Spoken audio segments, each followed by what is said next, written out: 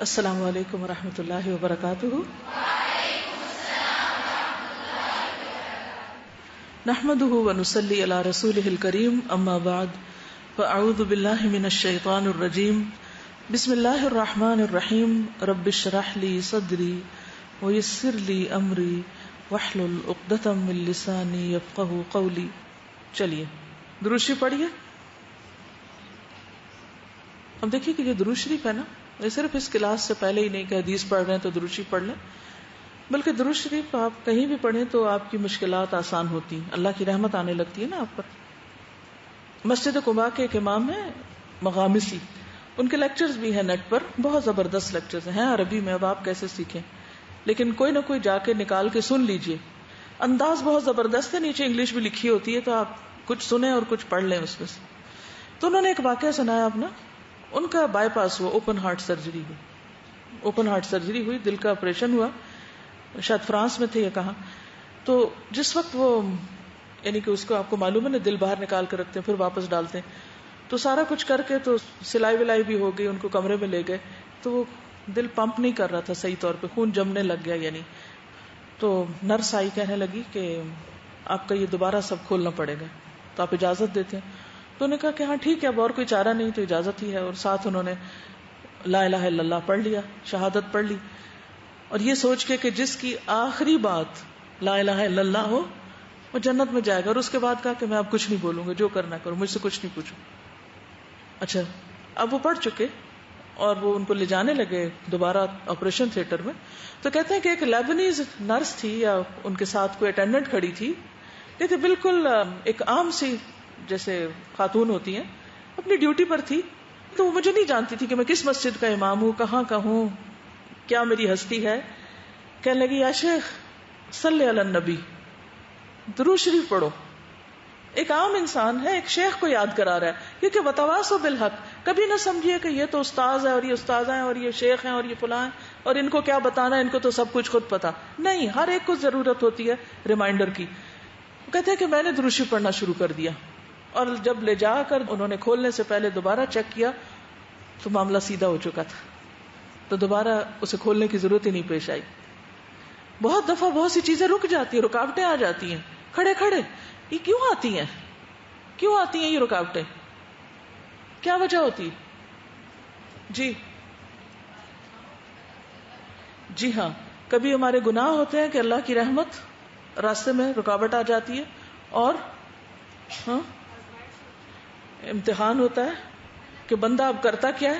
دیکھیے اللہ نے ہم کو امتحان کے لیے پیدا کیا ہے نا، ہر چیز سے اللہ تعالیٰ یہ ٹیسٹ کر رہے ہوتے ہیں، اچھا بھلا اب یہ کیا کرتا ہے، اور فرشتے بیٹھے دائیں بائیں لکھ رہے ہوتے ہیں یہ ہوا اور اس نے یہ کیا، پاس ہے یا فیل، پھر وہ نتیجہ نکالیں گے۔ وہ ہر وقت چوکنے بیٹھے ہوئے ہیں۔ وہ ایک شخص آیا ناروا آپ پہ باتیں کر کے چلا گیا، کہتے یا رب میں نے کیا کیا، اب یہ کوئی نہیں دیکھ رہا، آپ اکیلے بیٹھے ہیں، وہ کوئی آیا فضول کی سنا کے چلا گیا، آپ چپ کے چپ ہیں، صبر کر رہے ہیں، اللہ تو دیکھ رہا ہے، بندوں میں سے کسی نے نہیں دیکھا۔ یہ جو دو بیٹھے تھے نا، تو آپ کا جیسا ریاکشن ہوگا وہ والا متحرک ہو جائے گا، نوٹ کر لے گا، یہ مسئلہ پیش آیا، یہ ریاکشن ہوا، یہ اس کا اجر ہے، یا یہ اب ظالم بنا یا مظلوم بنا۔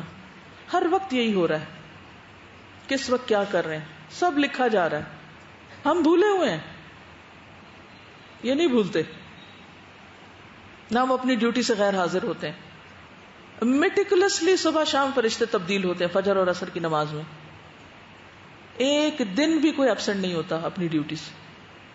ہم نمازیں چھوڑ دیتے ہیں، ہم ایبسنٹ ہو جاتے ہیں نمازوں سے، اوہ صبح آنکھ نہیں کھلی، عصر کا وقت ویسے ہی جلدی کا ہوتا ہے، ہمارا قیلولہ اتنا لمبا ہوتا ہے کہ عصر بھی قضا کر جاتے ہیں۔ تب آپ دیکھیے کہ پھر کیسی زندگی جی رہے ہیں، کیا کر رہے ہیں، کہاں کھڑے ہیں، اپنا حساب خود کرنا پڑے گا نا۔ تو بہرحال درود شریف پڑھتے رہیے، صرف کلاس میں نہیں، بعد میں بھی جب آپ اس کو پڑھنے لگے، اور ویسے بھی جہاں رکاوٹ آئے درود شریف شروع کر دیں۔ چلیے ایک دفعہ میں حدیث عربی کی پڑھ کے آپ کو سناؤں گی، پھر آپ کو کہلواؤں گی تاکہ آپ کو پتا ہو میں کیا الفاظ پڑھ رہی ہوں۔ حدیث نمبر 84، عن ابي الدرداء قال قال رسول الله صلى الله عليه وسلم ما من عبد مسلم يدعو لأخيه بظهر الغيب إلا قال الملك ولك بمثل. رواه مسلم کتاب الذکر والدعاء 6927. عن ابي الدرداء قال قال رسول الله صلى الله عليه وسلم ما من عبد مسلم يدعو لأخيه بظهر الغيب إلا قال الملك ولك بمثل. ٹھیک ہے. اب آپ دیکھیے کہ جب آپ اس طرح پیر بنا بنا کے بھی یاد کریں گے تو جلدی یاد ہو جائے گا. ٹھیک. عن ابی الدرداء قال قال رسول اللہ صلی اللہ علیہ وسلم ما من عبد مسلم يدعو لأخيه بظهر الغیب الا قال الملك ولك بمثل. رواہ مسلم کتاب الذکر والدعاء. سب پڑھیے ایک دفعہ.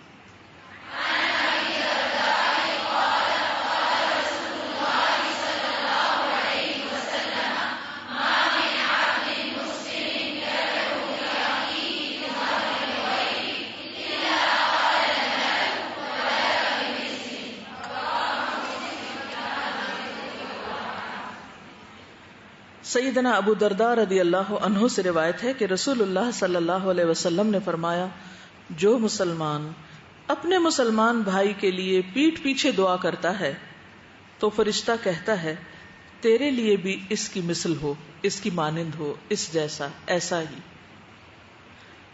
ما نہیں، من کوئی، عبد بندہ، مسلم مسلم، یدعو دعا کرتا ہو، لأخیہ اپنے بھائی کے لیے، بظہر الغیبی غائبانہ طور پر. ظہر کہتے ہیں بیک کو، پشت، غیب غیب یعنی اس کو پتہ ہی نہیں کہ وہ کر رہا ہے اس کے لیے. اللہ مگر، قال کہتا ہے، الملک ملک نہیں کہنا، ملک ملک کہتے ہیں فرشتے کو، ملائکہ اس کی جمع، و اور، لکا تمہارے لیے ہے، بمثل اس کی طرح، اس جیسا، اسی کی مانند. اس حدیث کا بھی ایک کانٹیکسٹ ہے، مسند احمد میں تھوڑی سی تفصیل ہمیں ملتی ہے. صفوان بن عبداللہ جن کے نکاح میں درداء تھیں، درداء کہتے ہیں کہ ایک مرتبہ میں شام آیا اور حضرت ابو درداء کی خدمت میں حاضر ہوا تو یہ ان کے کیا لگے؟ داماد. ٹھیک ہے. درداء بیٹی تھی جو کس کے نکاح میں تھی؟ صفوان بن عبداللہ کے. تو وہ ابو درداء کے پاس آئے صفوان، لیکن وہ گھر پہ نہیں ملے، گھر پہ نہیں تھے. البتہ ان کی اہلیہ موجود تھی، ساس صاحبہ. انہوں نے مجھ سے پوچھا کہ کیا اس سال تمہارا حج کا ارادہ ہے؟ میں نے اس بات میں جواب دیا جی ہاں. انہوں نے فرمایا کہ ہمارے لیے بھی خیر کی دعا کرنا، کیونکہ نبی صلی اللہ علیہ وسلم فرمایا کرتے تھے کہ مسلمان اپنے بھائی کی غیر موجودگی میں اس کی پیٹھ پیچھے جو دعا کرتا ہے وہ قبول ہوتی، اور اس کے سر کے پاس ایک فرشتہ اس مقصد کے لیے مقرر ہوتا ہے، اس کام کے لیے مقرر ہوتا ہے کہ جب بھی وہ اپنے بھائی کے لیے خیر کی دعا مانگے تو وہ اس پر آمین کہتا ہے، اور یہ کہتا ہے کہ تمہیں بھی یہی نصیب ہو. یعنی حج پہ جا رہے ہو، دعاؤں میں یاد رکھنا خیر کی، ہمارے لیے بھی دعا کرنا، کیونکہ اگر تم ہمارے لیے دعا کرو گے تو اس کا تمہیں یہ فائدہ پہنچے گا. تو اس حدیث سے کیا بات پتہ چلتی ہے کہ مسلمان کی اپنے مسلمان بھائی کے لیے غائبانہ طور پر کی ہوئی دعا قبول ہوتی. ابو بکر الصدیق رضی اللہ عنہ کہتے ہیں کہ اللہ کی خاطر بنے ہوئے بھائی کی دعا قبول ہوتی، یعنی جس سے آپ کا تعلق اللہ کے لیے ہو، کوئی دنیاوی اس میں لالچ، غرض، مقصد نہ ہو، تو وہ شخص آپ سے سچی اور خالص محبت کرتا ہے، وہ آپ کے لیے بہت سنسیئر ہوتا ہے، لہٰذا اس کی دعا آپ کے حق میں قبول ہوتی. انبیاء علیہ السلام کا طریقہ یہی تھا کہ وہ صرف اپنے لیے نہیں، سب کے لیے دعا کرتے تھے. ابراہیم علیہ السلام کی دعا ہے ربنا اغفر لی ولوالدی وللمؤمنین یوم یقوم الحساب. یہ کب پڑھتے؟ نماز کے اختتام پر. اے ہمارے رب مجھے، میرے والدین اور تمام مومنوں کو اس دن معاف کر دینا جس دن حساب لیا جائے گا. نوح علیہ السلام نے بھی یہ دعا کی تھی رب اغفر لی ولوالدی ولمن دخل بیتی مؤمنا وللمؤمنین والمؤمنات. سورۃ نوح آیت 28. اے میرے رب مجھے بخش دے، میرے والدین کو بخش دے، اور میرے گھر میں جو بھی ایمان لا کر داخل ہو، مومن مرد ہو یا عورت، ان سب کو بخش دے. نبی صلی اللہ علیہ وسلم سے کہا گیا وَاسْتَغْفِرْ لِذَنْبِكَ وَلِلْمُؤْمِنِينَ وَالْمُؤْمِنَاتِ، اپنے لیے اور مومن مردوں اور عورتوں کے لیے گناہ کی معافی مانگو، یعنی استغفار کیجیے. تو آپ بھی دوسروں کے لیے استغفار کرتے تھے. اور کتنی استغفار کرتے تھے، کب کرتے تھے، اس کے بارے میں ایک بہت خوبصورت حدیث ہے السلسلہ صحیحہ میں، حدیث نمبر 2254. سیدہ عائشہ کہتی ہیں رضی اللہ عنہا، میں نے رسول اللہ صلی اللہ علیہ وسلم کو فرحاں و شاداں دیکھا، خوش خوش دیکھا. تو میں نے کہا اللہ کے رسول صلی اللہ علیہ وسلم میرے لیے اللہ تعالیٰ سے دعا کر دے، یعنی آپ کا موڈ اچھا ہے، آپ دل سے کریں گے. آپ نے اسی وقت فرمایا اے اللہ عائشہ کے پہلے پچھلے اعلانیہ اور مخفی سب گناہ بخش دے. کیا دعا دی؟ اے اللہ عائشہ کے اگلے پچھلے اعلانیہ اور مخفی سب گناہ بخش دے. خوشی سے حضرت عائشہ نے ہنسنا شروع کر دیا، یعنی اتنی خوش ہوئی اس دعا پر، یہاں تک کہ ان کا سر حضور صلی اللہ علیہ وسلم کی گود میں جا پڑا. آپ نے پوچھا کیا تمہیں میری دعا نے خوش کیا؟ انہوں نے کہا بھلا مجھے آپ کی دعا خوش کیوں نہ کرے، یعنی اسی وجہ سے میں خوش ہوں. آپ نے فرمایا اللہ کی قسم میں ہر نماز میں اپنی امت کے لیے یہ دعا کرتا ہوں کہ اے اللہ میری امت کے اگلے پچھلے ظاہری باطنی گناہ بخش دے. ہم آپ پر کتنا درود پڑھتے ہیں، اور وہ بھی پڑھیں گے تو اپنی کسی حاجت میں اپنے لیے. پھر تو اللہ کے رسول صلی اللہ علیہ وسلم کس قدر خیر خواہ تھے اپنی امت کے لیے. اصل میں کوئی کسی کے لیے کب دعا کرتا ہے؟ جب وہ اس کے لیے دل میں خیر خواہی کے جذبات رکھتا ہے. جس سے آپ ناراض ہوں، جس کے لیے آپ کے دل میں گرج ہو، اس کے لیے آپ کیا دعا کریں گے بھلا، اور کیوں کریں گے؟ یا کریں گے بھی تو ہو سکتا ہے صرف وعدہ نبھانے کے لیے، دل سے تو نہیں کریں گے. تو جب کوئی کسی کی خیر خواہی کرتا ہے تو دراصل کس کی کر رہا ہوتا ہے؟ اپنی. اور جو کسی کی جڑیں کاٹتا ہے وہ دراصل کس کی کاٹ رہا ہوتا ہے؟ اپنی. جو کسی سے برا کرتا ہے وہ دراصل اپنے لیے برا کر رہا ہوتا ہے. ان احسنتم احسنتم لانفسکم، اگر تم نے احسان کیا، اچھا کیا تو اپنے لیے کیا، وان اسأتم فلہا، برا کیا تو اپنے لیے کیا. جو کرو گے وہی لوٹے گا اپنے اوپر. اب ایک شخص کسی کے لیے دعا مانگ رہا ہے، اب کیا ہے وہی لوٹ رہی ہے اس کے اپنے اوپر. دے وہ کسی کو رہا ہے، واپس اسی کے پاس آ رہی ہے. اور فرشتہ مقرر ہے، وہ اس کے لیے آمین کہہ رہا ہے. اور اس عمل سے دل کتنے کھلے ہو سکتے ہیں. لیکن اس وجہ سے صرف ہر وقت دوسروں کو نہیں کہتے رہنا چاہیے، بلکہ دوسروں کے ساتھ خیر خواہی اور بھلائی کرنی چاہیے کہ اس کے لیے آپ کے منہ سے اور آپ کے دل سے دعائیں نکلیں. کیونکہ حضرت ابو بکر صدیق نے کہا فرمایا کہ جو اللہ کی خاطر تمہارا بھائی ہوگا یا دوست ہوگا اس کی دعا قبول ہوگی، کیونکہ وہ سنسیریٹی کے ساتھ کرے گا، دل کی گہرائیوں سے کرے گا، جیسے کوئی اپنے لیے کر رہا ہو. آپ نے دیکھا ہوگا کہ زندگی میں بعض اوقات آپ دعا مانگ رہے ہوتے ہیں اور اچانک کسی کا خیال آ جاتا ہے آپ کو. اچھا کس کا خیال آتا ہے؟ یا اس کا آتا ہے جس نے آپ کے ساتھ بہت اچھا کیا ہو، یا اس کا آتا ہے جس نے آپ کے ساتھ بہت برا کیا ہو. عام طور پر زیادہ کس کا آتا ہے؟ جس نے بہت برا کیا ہو. اچھا کرنے والوں کو تو بھول ہی جاتے ہیں. تو ہر انسان کا اپنا اپنا معیار ہے، اپنا اپنا ظرف ہے، کون کس کے لیے کتنا کرتا ہے، کیا کرتا ہے. کسی کے لیے کر کے بھی اس پر احسان نہیں ہوتا، دراصل وہ اپنے آپ پر ہی احسان ہوتا ہے. ایمان والے کیا دعا مانگتے ہیں؟ سورۃ الحشر کی وہ دعا آتی ہے ربنا اغفر لنا ولاخواننا الذین سبقونا بالایمان ولا تجعل في قلوبنا غلا للذین آمنوا ربنا انک رؤوف الرحیم. اے ہمارے رب ہمیں اور ہمارے ان بھائیوں کو جو ہم سے پہلے ایمان لائے ہیں، گزر چکے ہیں، بخش دے، کیونکہ اب وہ تو دعاؤں کا ہی محتاج ہے نا. اور ہمارے دلوں میں اہل ایمان کے لیے کوئی بغض نہ رکھ، ان کے لیے بھی مانگ رہے اور اپنے لیے بھی. اے ہمارے رب بے شک تو بہت شفقت کرنے والا، رحم کرنے والا ہے. تو جو یہ دعا مانگے گا کہ اللہ ہمارے دل میں کسی کے لیے بغض نہ رکھ، وہ کس کا بھلا کرے گا؟ اس کا جس کے لیے اس نے بغض رکھا ہوا ہے، یا اپنا؟ کیا بھلا ہوگا اپنا کیا بھلا ہوگا؟ جب ہمارے دل سے دوسروں کے لیے بغض نکل جائے گا تو ہمارا دل چمک اٹھے گا، خالی ہو جائے گا، پیسفل ہو جائے گا. اور اگر یہ فضول چیزیں بھری رہیں تو پھر ہمارا کام متاثر ہوگا، کیونکہ عبادت میں بھی ہمیں وہی خیال آئے گا اور ہم پریشان رہیں گے. کوئی بھی اچھا کام کریں گے تو دل کے اندر وہی گڑبڑ رہے گی، تو اس سے فائدہ نہیں. تو اس کو نکالیے اپنے اندر سے. مومن کی پہچان کیا ہے؟ مومن کون ہوتا ہے؟ جو دوسروں کے لیے اپنے دل میں بغض رکھے، یا وہ جو ان کے لیے بھی وہی پسند کرے جو اپنے لیے کرتا ہے؟ وہ حدیث یاد ہے؟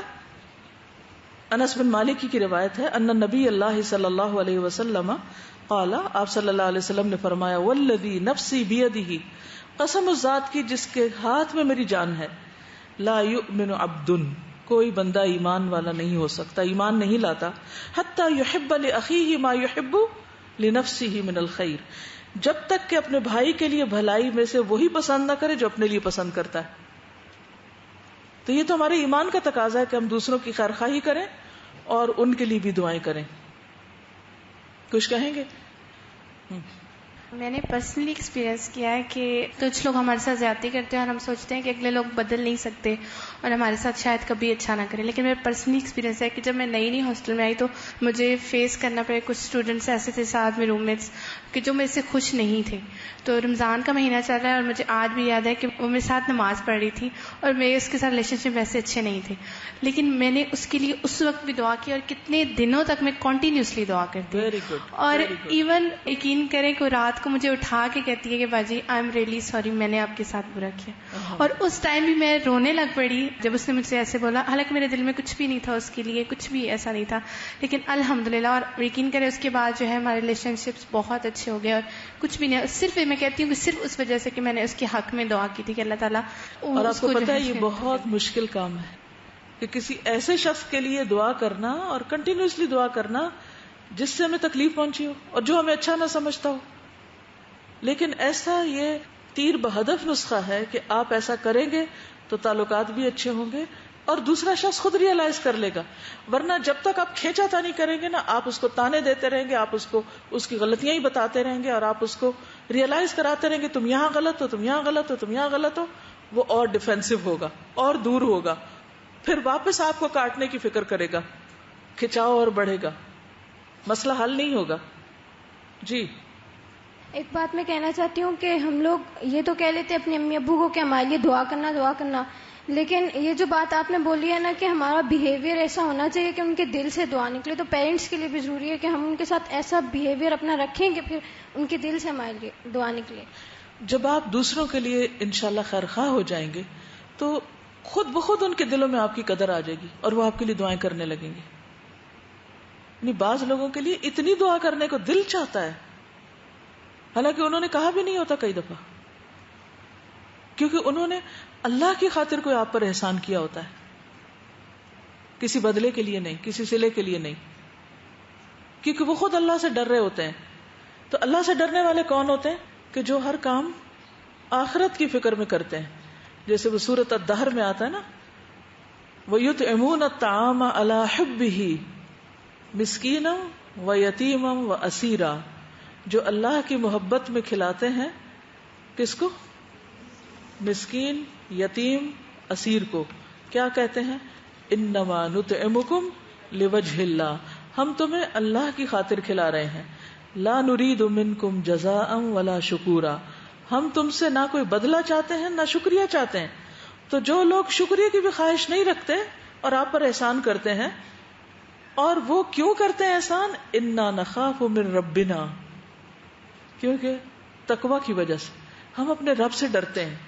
یومن عبوسا قمطریرا، اس سخت دن کے عذاب سے جو بہت ہی منہ بسورے ہوئے. تو ایسے لوگ جو اللہ سے ڈر کے آپ کے ساتھ نیکی کرتے ہیں. وما لأحد عنده من نعمة تجزى الا ابتغاء وجه ربه الاعلى، جو اپنے رب اعلیٰ کی رضا حاصل کرنے کے لیے، اپنے رب اعلیٰ کے چہرے کے دیدار کے لیے نیکی کرتے ہیں بندوں کے ساتھ. وہ یہ نہیں چاہتے کہ اچھا یہ پین میں نے تمہیں دیا تو مجھے بھی پین دو، نہیں دو گی تو میں دل میں گرج رکھوں گی تمہارے خلاف. وہ اس لیے نہیں، وہ چھوٹی سے چھوٹی اور بڑی سے بڑی نعمت یا کوئی صدقہ یا کوئی بھی اچھا کام کرتے تو کیا چاہتے ہیں؟ مجھے میرے رب کا دیدار حاصل ہو. وہ اتنا بڑا صلہ چاہتے ہیں. وہ چھوٹی چھوٹی چیزیں لے کے کیا کریں گے؟ وہ ان چھوٹی چیزوں کی توقع بھی کیوں رکھیں گے؟ کیونکہ انہیں بڑی چیز چاہیے. تو جس کو اپنے رب کے چہرے کے دیدار کا شوق ہو، وہ پھر چھوٹی باتوں کو بھول جاتا ہے کہ کس نے اس کے ساتھ کیا کیا. اس کے پاس فرصت نہیں سوچنے کی.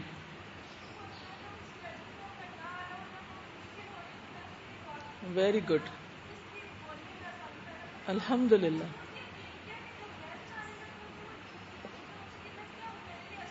ویری گڈ، ماشاء اللہ، بہت اچھا. یعنی کسی کو بھی تکلیف میں دیکھیں، کسی کو بھی، بھلے اس سے آپ کی جان پہچان ہو یا نہ ہو. آپ راستے میں جا رہے ہیں، کوئی گر گیا ہے، آپ کچھ نہیں کر سکتے کہ گاڑی چلی گئی آگے، ہم دعا تو کر سکتے ہیں. جی. نبی صلی اللہ علیہ وسلم کی زندگی میں بہترین مثالیں اس کی ملتی ہیں، اور اسلام اسی طرح پھیلا ہے کہ آپ صلی اللہ علیہ وسلم نے طائف کے لوگوں کو معاف کیا، فتح مکہ کے دن مکہ کے لوگوں کو معاف کیا، اور کس طرح سے وہ آپ کے گرویدہ ہو جاتے تھے آپ سے ملنے کے بعد. دین پھیلتا ہی تبھی ہے، اس کے بغیر نہیں پھیلتا.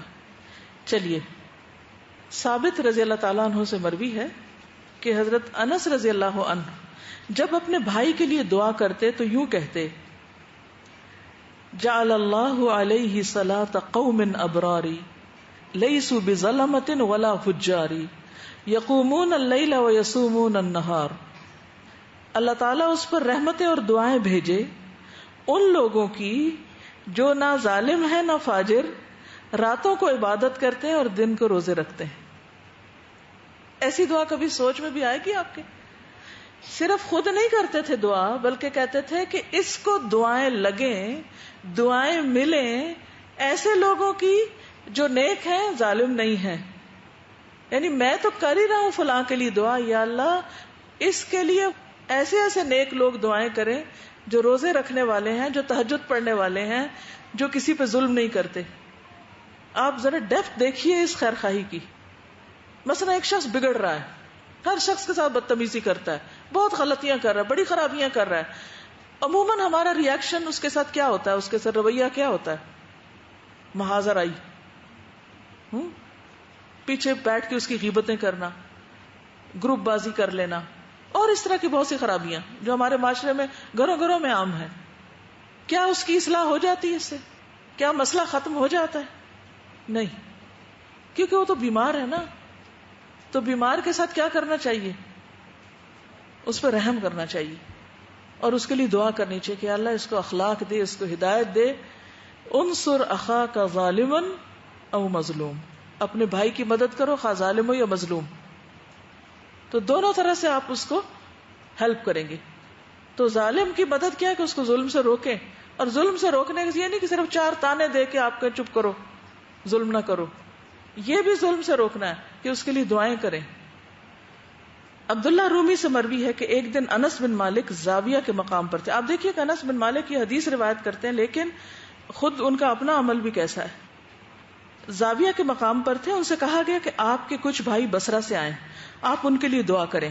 انہوں نے کہا اللہ ہماری مغفرت فرما، ہم پر رحم فرما، ہمیں دنیا اور آخرت میں اچھائیاں دے اور ہمیں جہنم کے عذاب سے بچا لے. اللہم اغفر لنا وارحمنا وآتنا فی الدنیا حسنۃ وفی الآخرۃ حسنۃ وقنا عذاب النار. لوگوں نے کہا اور کریں دعا. انہوں نے یہی دعا کی، کہا اگر تمہیں یہ مل گیا تو دنیا اور آخرت کی ساری بلائیاں مل گئی. تو اگر کسی کے لیے دعا کرنی ہو تو یہ بھی کر سکتے ہیں کہ اللہ اسے دنیا اور آخرت کی ساری بلائیاں عطا کر، جو سب کچھ اس میں آ جائے گا. پھر ایک مثال ہے غیر حاضری میں کی گئی دعا کی. ابو ہریرہ رضی اللہ عنہ کہتے ہیں کہ میں اپنی والدہ کو اسلام کے بارے میں بتاتا تھا اور وہ مشرکہ تھی. میں نے ایک دن انہیں اسلام کی دعوت دی تو انہوں نے رسول اللہ صلی اللہ علیہ وسلم کے بارے میں مجھے ایسے الفاظ سنائے جو میرے لیے بہت ناگوار تھے، میں سن نہیں سکتا تھا. برا بھلا کہا کچھ. آج اگر کسی کے والدین ایسا کچھ کریں تو وہ کیا کرے گا؟ یہاں دیکھیے ابو ہریرہ نے کیا کیا. کہتے کہ میں اسی حال میں حضور صلی اللہ علیہ وسلم کی خدمت میں حاضر ہوا. میں رو رہا تھا صدمے سے کہ ایک طرف ماں ہے اور ایک طرف اللہ کے رسول ہیں اور وہ کیا کر رہی ہیں اور ان کی آخرت کی بھی فکر. تو ایسی سچویشن انسان کو بہت دکھی کر دیتی. تو روتے ہوئے آپ کے پاس آئے، عرض کیا اللہ کے رسول صلی اللہ علیہ وسلم میں نے اپنی والدہ کو اسلام کی دعوت دی اور انہوں نے آپ کے بارے میں ایسی باتیں کی کہ جو میں اپنے زبان پہ نہیں لا سکتا. آپ دعا کر دیجئے ان کے لیے کہ اللہ ان کو ہدایت دے دے. آپ نے اسی وقت اللہ سے دعا کی، اے اللہ ابو ہریرہ کی والدہ کو ہدایت دے دے. اب کیا ہوا؟ یہ کہہ کہ حضرت ابو ہریرہ واپس آ گئے گھر میں. جو ہی واپس آئے تو دیکھا کہ گھر کا دروازہ بند ہے اور پانی گرنے کی آواز آ رہی. تو میری والدہ نے جب میرے واپس آنے پر میرے قدموں کی آواز سنی تو کہا ابو ہریرہ اپنی جگہ پہ رک جاؤ. میں نے انتظار کیا. تھوڑی دیر کے بعد میری والدہ غسل کرنے کے بعد باہر آئیں اور انہوں نے دروازہ کھولا اور دوپٹہ اڑتے ہوئے میرے پاس آئیں اور کہنے لگی، اے ابو ہریرہ اشہد ان لا الہ الا اللہ و اشہد ان محمدن عبدہ و رسولہ. کہتے میں الٹے پاؤں حضور صلی اللہ علیہ وسلم کی طرف واپس لوٹا. میں خوشی سے رو رہا تھا. پہلے غم سے رو رہے تھے، وہ خوشی سے رو رہے ہیں. میں نے عرض کیا اللہ کے رسول صلی اللہ علیہ وسلم خوشخبری ہو، اللہ نے آپ کی دعا قبول کر لی. اللہ نے ابو ہریرہ کی والدہ کو ہدایت عطا کر دی. اللہ نے ابو ہریرہ کی والدہ کو ہدایت دے دی.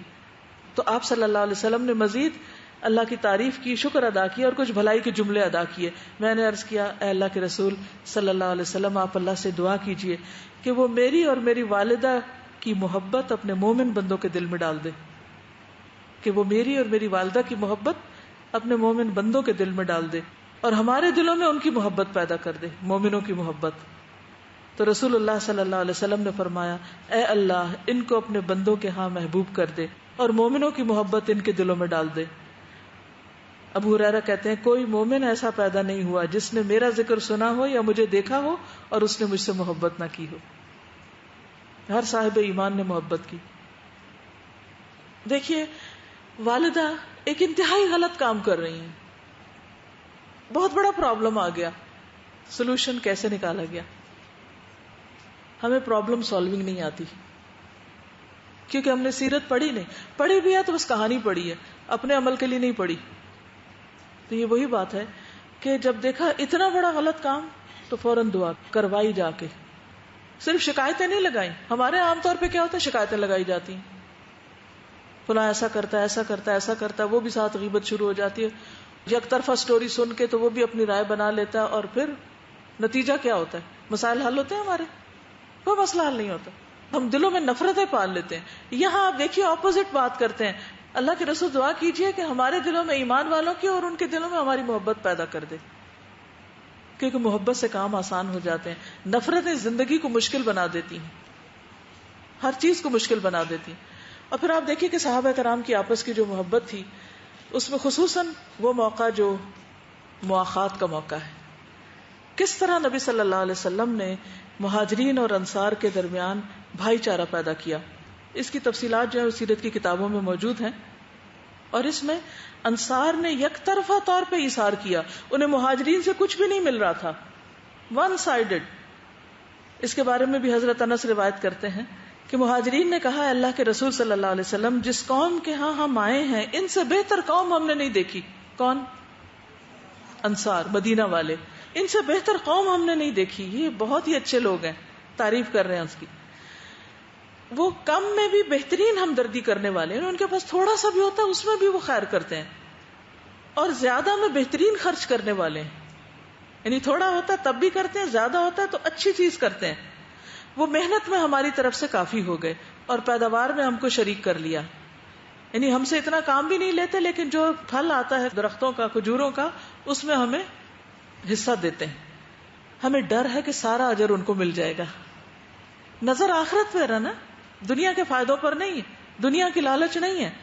رسول اللہ صلی اللہ علیہ وسلم نے فرمایا نہیں، جب تک تم ان کی تعریف کرو اور اللہ سے ان کے لیے دعا کرتے رہو تو سارا اجر ان کو نہیں ملے گا، تمہیں بھی ملے گا. پھر ان کے اجر سے کم کر کے نہیں، اللہ اپنی طرف سے دے گا. کب؟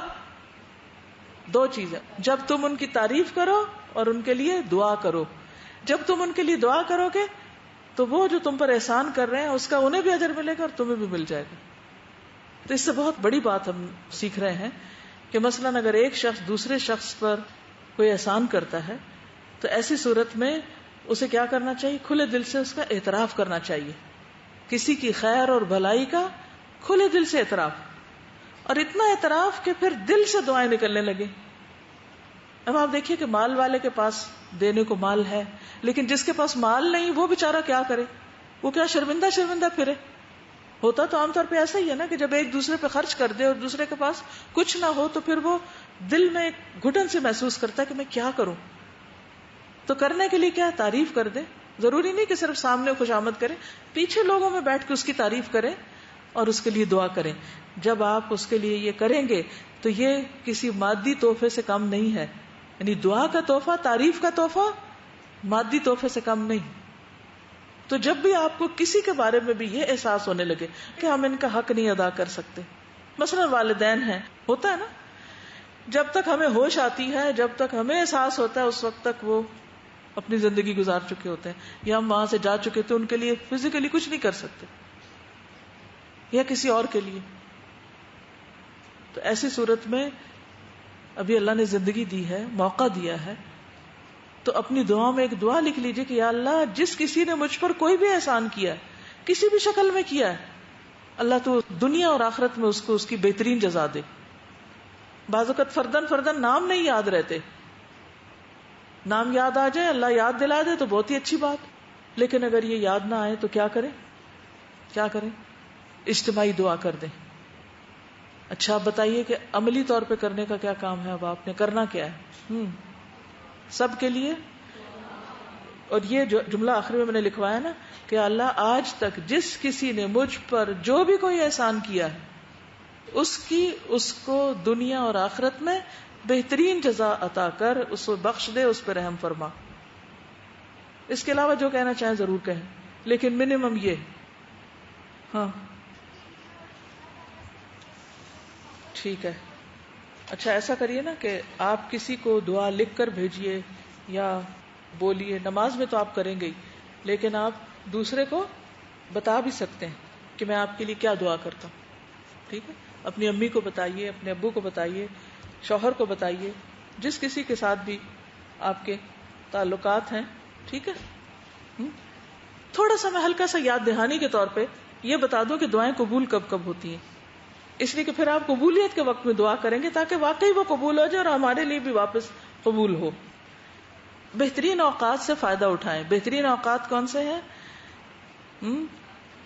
شہر رمضان، یوم عرفہ، حج کا دن، یوم الجمعہ، وقت سحر، رات کا آخری حصہ.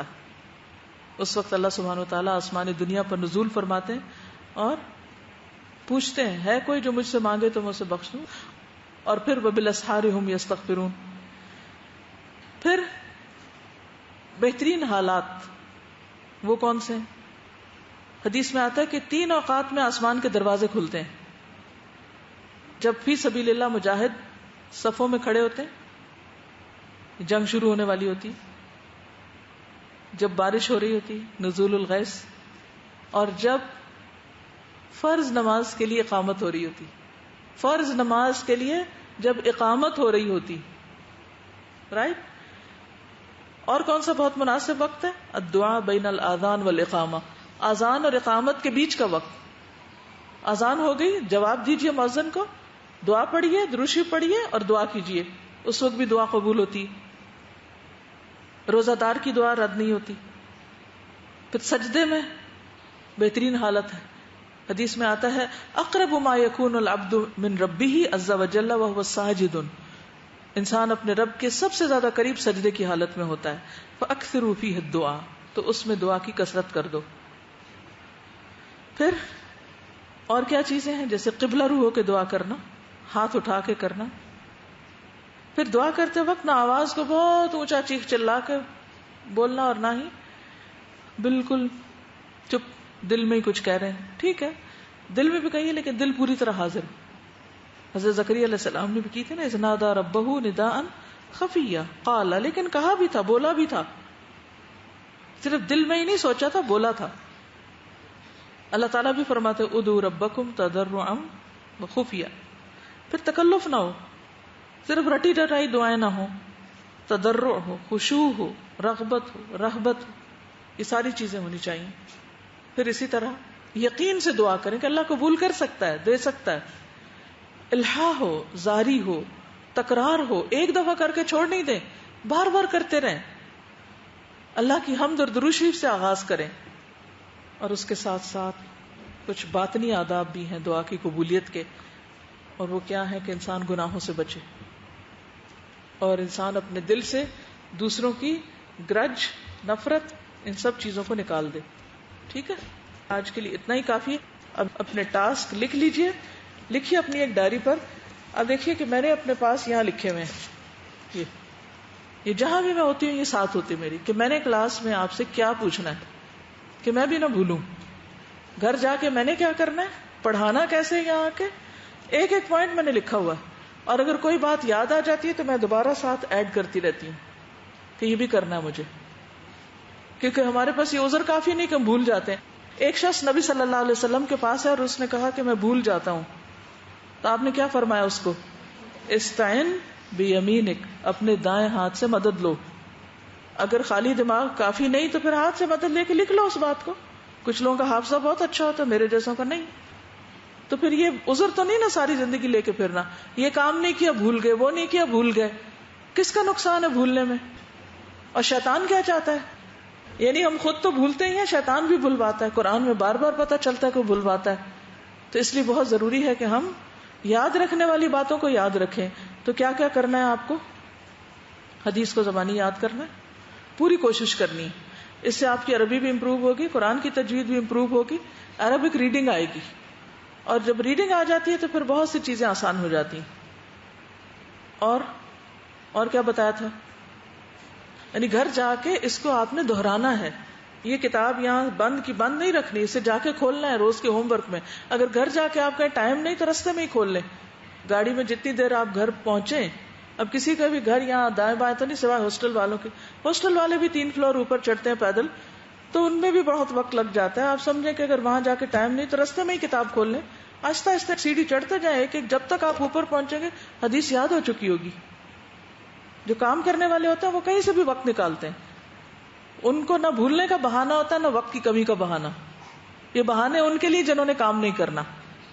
ٹھیک ہے، تو آپ نے کیا کرنا ہے، عربی یاد کرنی ہے، ترجمہ یاد کرنا ہے، کسی کو سنانا ہے. عربی سنائیے کسی کو، اپنی کسی کلاس فیلو کو، گھر والوں میں سے کسی کو، کسی نہ کسی کے ساتھ شیئر کریں. جب تک سنائیں گے نہیں غلطی نہیں نکلے گی، یاد نہیں ہوگا. اور پھر اس کے بعد اور کیا کرنا ہے، عمل کرنا ہے. اور عمل میں اپنا خود جائزہ لے کے نوٹ کرنا ہے کہ میں نے یہ کام کیا کہ نہیں کیا.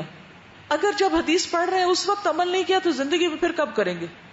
24 گھنٹے کے اندر اگر انسان اپنے علم کو دہرا لے یا اس پر عمل کر لے تو وہ چیز بھولتی نہیں، پھر اس کو وہ اس کے مزاج کا حصہ بن جاتی. تو اس لیے یہ کرنے والا کام تو کرنا ہی ہے. اور پھر اس کے بعد کل واپس آ کر انشاءاللہ جو بھی کوئی نئی چیز ہے جس سے آپ سمجھتے ہیں کہ دوسروں کو فائدہ پہنچا سکتے ہیں وہ دوسروں کے ساتھ شیئر کریں. چلیے، وآخر دعوانا ان الحمد للہ رب العالمین. سبحانک اللہم وبحمدک، اشہد ان لا الہ الا انت، استغفرک واتوب الیک. السلام علیکم ورحمۃ اللہ وبرکاتہ.